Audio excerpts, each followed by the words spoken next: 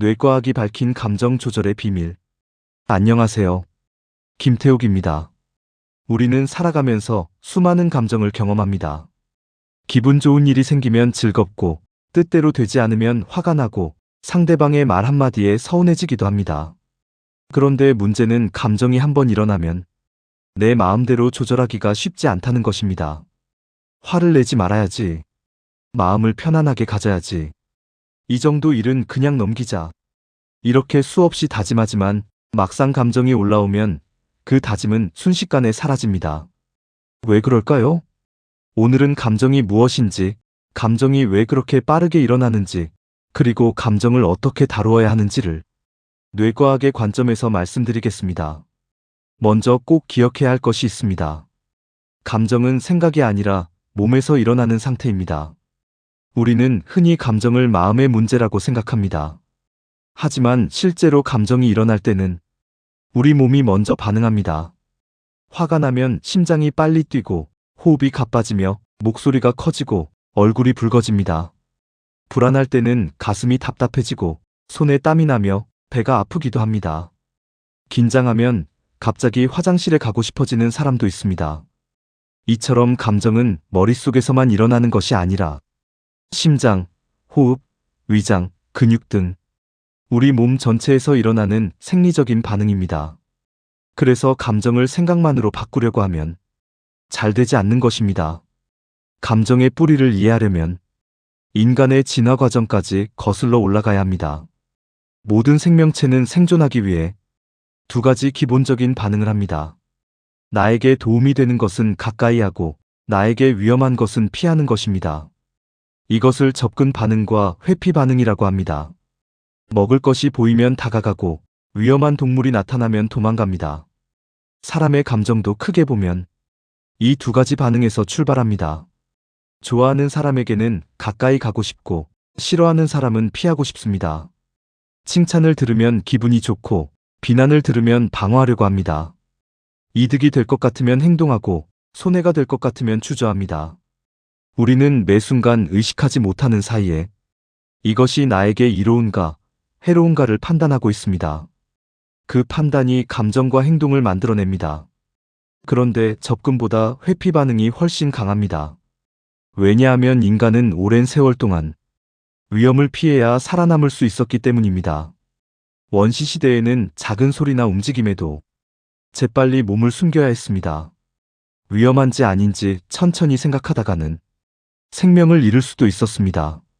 그래서 우리의 뇌는 좋은 일보다 위험한 일에 더 민감하게 반응하도록 진화했습니다. 누군가 나를 칭찬한 일은 금방 잊어버리면서도 나에게 상처를 준 말은 오래 기억하는 이유도 여기에 있습니다. 우리가 새로운 일을 앞두고 망설이거나 사람들 앞에 서면 긴장하거나 어려운 문제가 생겼을 때 피하고 싶어지는 것도 자연스러운 회피 반응입니다. 이 반응 자체가 잘못된 것은 아닙니다. 문제는 실제로는 위험하지 않은 상황에서도 우리 몸이 마치 큰 위험을 만난 것처럼 과도하게 반응한다는 것입니다. 직장에서 상사의 질책을 들었을 때, 가족이 내 의견에 반대했을 때, 운전 중 누군가 갑자기 끼어들었을 때, 우리 몸은 즉각 전투 준비에 들어갑니다. 심장이 빨리 뛰고, 호흡이 짧아지고, 근육이 긴장합니다. 이때 작동하는 것이 교감신경입니다. 교감신경은 싸우거나 도망가야 할 때, 우리 몸에 에너지를 공급하는 역할을 합니다. 반대로 흥분된 몸을 진정시키고, 편안한 상태로 되돌리는 역할을 하는 것이 부교감신경입니다. 쉽게 비유하면, 교감신경은 자동차의 가속 페달이고, 부교감신경은 브레이크입니다. 감정이 격해졌다는 것은 가속 페달을 너무 세게 밟고 있다는 뜻입니다. 이때는 생각으로 자신을 설득하기보다 먼저 브레이크를 밟아야 합니다. 그렇다면 감정을 조절하기 위해 우리는 무엇을 해야 할까요?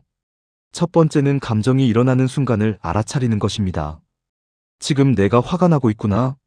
지금 내 몸이 긴장하고 있구나. 지금 상대방의 말을 공격으로 받아들이고 있구나. 이렇게 자신의 감정 상태를 알아차려야 합니다. 그런데 감정은 매우 빠르게 일어납니다. 내가 화가 났다는 사실을 알았을 때는 이미 상스러운 말을 내뱉은 뒤일 수도 있습니다. 그래서 평소에 몸의 신호를 관찰하는 연습이 필요합니다. 심장이 빨리 뛰는지, 얼굴이 뜨거워지는지, 주먹에 힘이 들어가는지, 목소리가 높아지는지를 살펴보는 것입니다. 몸의 변화는 감정이 폭발하기 전에 보내는 일종의 경고 신호입니다. 두 번째는 감정을 알아차리면 일단 멈추는 것입니다. 감정이 올라올 때는 곧바로 말하거나 행동해서는 안 됩니다. 잠시 말을 멈추고 하나, 둘, 셋을 세어보십시오. 가능하다면 그 자리에서 잠시 물러나는 것도 좋습니다. 감정은 영원히 지속되지 않습니다. 일어났다가 사라지는 하나의 상태입니다. 그 짧은 순간을 넘기면 훨씬 이성적으로 판단할 수 있습니다. 세 번째는 긴 날숨을 쉬는 것입니다. 감정이 격해졌을 때는 숨을 크게 들이마시는 것보다 천천히 길게 내뱉는 것이 중요합니다. 후. 입으로 숨을 길게 내쉬어 보십시오. 그리고 그 소리를 들어보시기 바랍니다. 긴 날숨은 부교감신경을 활성화해 빨리 뛰는 심장과 흥분된 몸을 진정시키는 데 도움을 줍니다. 우리가 놀라거나 힘들 때 본능적으로 한숨을 길게 내쉬는 것도 몸을 안정시키기 위한 자연스러운 반응입니다. 노래를 부를 때 마음이 편안해지는 이유도 긴 날숨과 관련이 있습니다. 노래는 짧게 숨을 들이마신 뒤 길게 소리를 내면서 숨을 내쉬는 활동입니다. 따라서 화가 나거나 불안할 때는 말부터 하려고 하지 말고 먼저 숨을 길게 내쉬어 보십시오. 네 번째는 감정에 정확한 이름을 붙이는 것입니다. 그냥 기분이 나쁘다라고 하지 말고 조금 더 구체적으로 표현해 보는 것입니다. 나는 지금 무시당했다고 느끼고 있다. 내 의견을 인정받지 못해서 서운하다. 실패할까봐 두렵다. 상대방에게 질투를 느끼고 있다. 감정에 이름을 붙이면 막연했던 감정이 구체적인 언어로 바뀝니다. 언어로 표현하는 순간 우리는 감정에 끌려가는 상태에서 벗어나 감정을 바라볼 수 있게 됩니다. 감정과 나 사이에 작은 거리가 생기는 것입니다. 마지막은 대화의 순서를 지키는 것입니다. 사람들이 다투는 가장 큰 이유는 서로 다른 단계에서 말하기 때문입니다. 한 사람은 사실을 말하고 있는데 다른 사람은 감정을 말합니다. 예를 들어 한 사람은 이렇게 말합니다.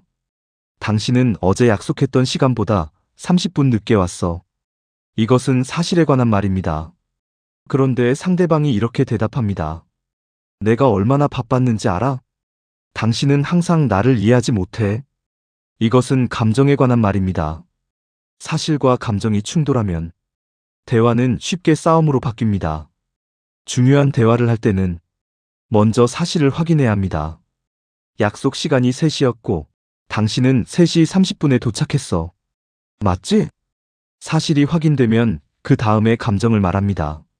나는 혼자 기다리면서 존중받지 못한다는 느낌이 들어서 서운했어.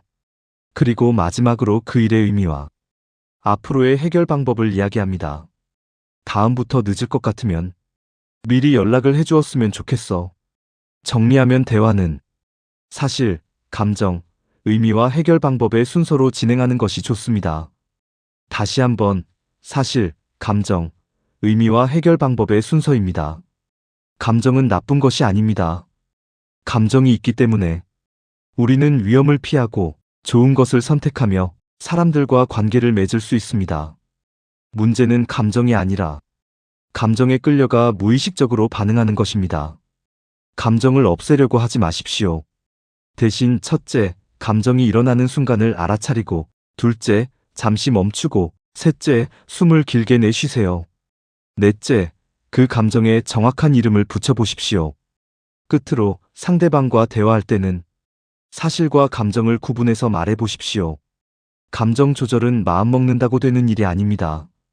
운전이나 수영을 배우듯이 반복해서 익혀야 하는 기술입니다. 오늘부터 감정이 올라오는 순간 자신에게 이렇게 물어보십시오. 지금 내 몸에서는 어떤 일이 일어나고 있는가? 지금 내 몸에서는 어떤 일이 일어나고 있는가? 이 질문 하나가 감정에 끌려가는 삶에서 감정을 다스리는 삶으로 나아가는 중요한 출발점이 될 것입니다. 알아차리기, 멈추기, 숨 내뱉기, 감정에 이름 붙이기, 대화의 순서, 곧 사실, 감정, 의미와 해결 방법 순으로 말하기입니다. 감정을 잘 다루는 사람이 결국 자신의 삶도 잘 다룰 수 있습니다. 이상, 뇌과학이 밝힌 감정 조절의 비밀이라는 주제로 말씀드렸습니다. 2번, 3번 반복해 들으면서 생활화하시기 바랍니다. 좋아요와 구독은 더 좋은 콘텐츠를 만드는데 큰 힘이 됩니다. 감사합니다.